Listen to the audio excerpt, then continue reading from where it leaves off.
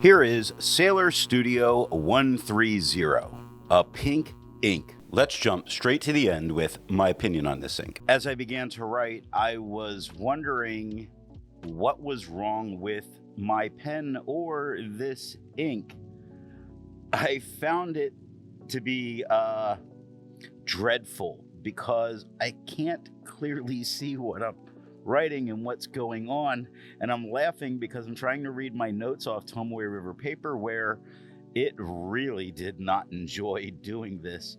I couldn't see what I was writing as it was going down, and it caused me to really lose what was happening, though it does darken to a pink as it dries, but it doesn't get a whole lot better in my opinion. The pen for today is a Retro 51 Tornado. Now that we know my opinion on this ink, let's see how I got there with the first writing sample done on Clairfontaine. Looking at the Clairfontaine paper, I'm gonna have to switch halfway through so you can see the other, the more finished, normally my voiceover part, because boy, oh boy. Now, it doesn't feather and it doesn't spread. It does shade, sure. But the problem is when I take a look at words like worth on the third line, it's so light most of the time that it's really painful to look at, except that TH at the end that does get darker because thankfully there is a little bit of shading, I guess. Looking at the back of the page, we can see that it doesn't bleed or ghost, and I'd be shocked if it had. Let's take a look at some other inks from the same manufacturer. Here is Sailor Bungo Box 4B.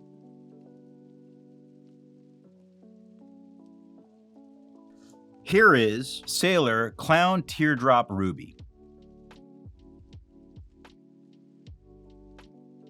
Here is Sailor Dandyism.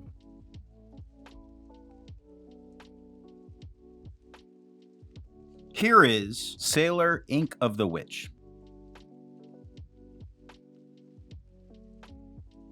The next writing sample is done in a Portage reporter's notebook. Taking a look at what's going on with the Portage paper, it's a little better for the paper being more absorbent.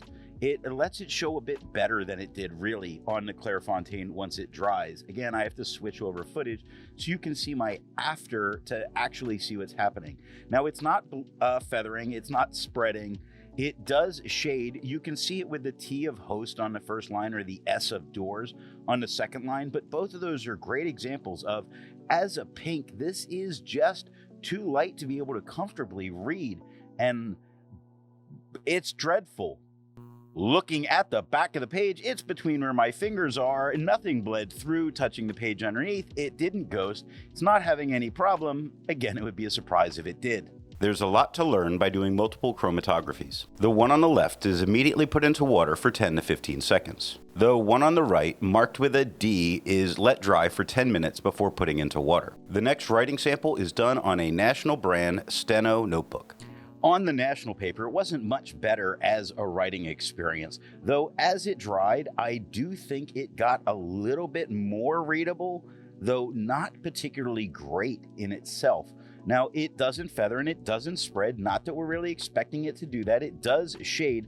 You can see it in inheritance on the second line, where the HT and the CE at the end do get a bit darker, but most of what's happening in this writing, just painful.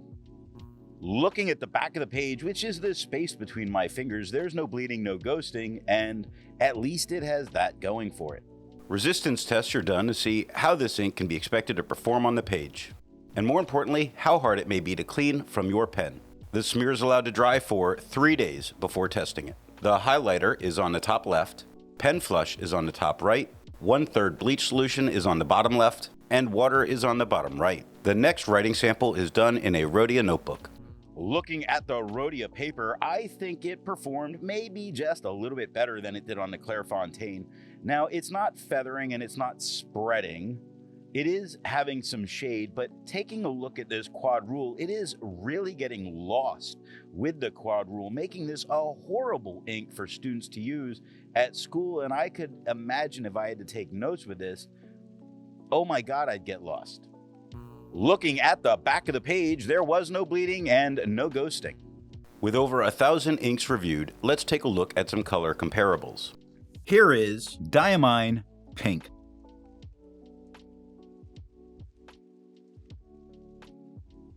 Here is Geherbon Rose Cyclamon.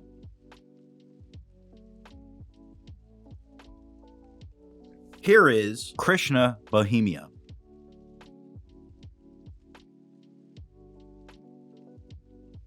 Here is Lamy Rhodonite.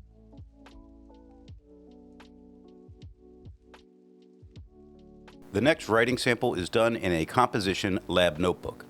Now, while the performance was bad before, it gets really bad now when we see it on the lab notebook. Now, it does have a tendency to go ahead and dull an ink and make it a little bit lighter, and it did here. I can't tell if it's feathering or spreading because the majority of it is incredibly difficult to read after it's dried.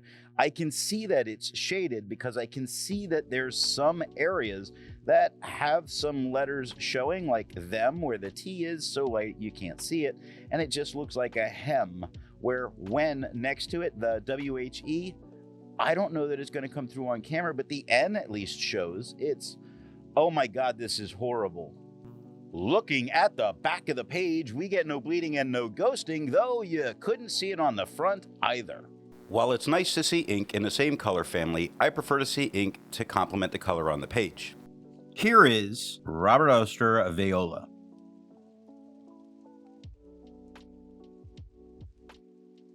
Here is Delta Black.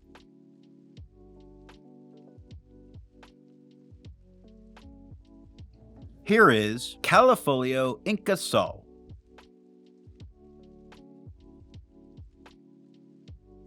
Here is Pilot Kiri Same, or Scotch Mist. The last writing sample is done on 20-pound copy paper. This gave probably the best performance of this ink. I know it's copy paper, and it's probably the best. Now, when you switch over and see it after it's dried, you see that you can clearly see all of the writing, even those lighter areas, like Parlay looks a little bit lighter than the rest, but very readable still. Yes, there's some feathering, and yes, there's some spread. Yes, it does shade, but unless you're only writing on copy paper, I hate this ink, and I don't say that very often. Looking at the back of the page, now the ink does get deeper into the paper, but I don't think it would disrupt you if you wrote on both sides. It didn't bleed through touching the page underneath. Again, I think this is the best paper for this ink. What a horrible thing to have to say. So what nib and pen do I think are going to give the best writing experience with this ink? I think the only way to get it readable, or to like complete words when it dries, is from a very wet pen, likely a fine or a medium, but I wasn't willing to put this in other pens to really find out. I found the whole writing experience to just be dreadful. I hope you got something out of this video, and thanks for watching. I want to let you know that the best way you can support this or any channel is to let retailers know where you heard of something if you go to buy.